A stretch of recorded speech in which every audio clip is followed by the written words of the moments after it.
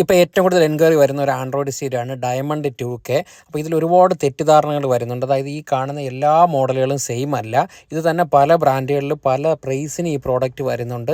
ഇതിൻ്റെ screen size പലതും വ്യത്യാസമുണ്ട്. അതുപോലെ തന്നെ പ്രൊസസ്സറുകൾ പല കമ്പനികളിലും പലതാണ് വരുന്നത്.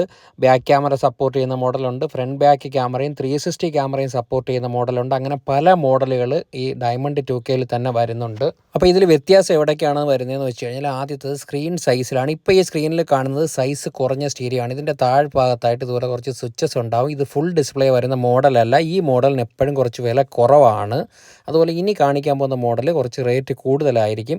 ഇതുപോലെ ഫുൾ ഡിസ്പ്ലേ വരുന്ന മോഡലുകൾക്ക് കുറച്ച് റേറ്റ് കൂടുതലായിരിക്കും. അത് പിന്നീട് നോക്കേണ്ടത് ഇതിൻ്റെ പ്രൊസസ്സർ, ഇതിൻ്റെ സ്ക്രീനിൻ്റെ റെസൊല്യൂഷൻ, അതുപോലെ തന്നെ സൗണ്ട് ക്ലാരിറ്റി, അതുപോലെ റാം, പിന്നീട് നിങ്ങൾ കണക്ട് ചെയ്യാൻ ഉദ്ദേശിക്കുന്ന ക്യാമറ ഇതിൽ സപ്പോർട്ട് ആവുമോ എന്ന് നോക്കണം. ഇത്രയും കാര്യങ്ങൾ നോക്കിയിട്ട് വേണം ഡയമണ്ട് 2K സെലക്ട് ചെയ്യാൻ. ഇതിന് നിലവിൽ 1 വർഷമാണ് വാറണ്ടി വരുന്നത്. ഇതിൻ്റെ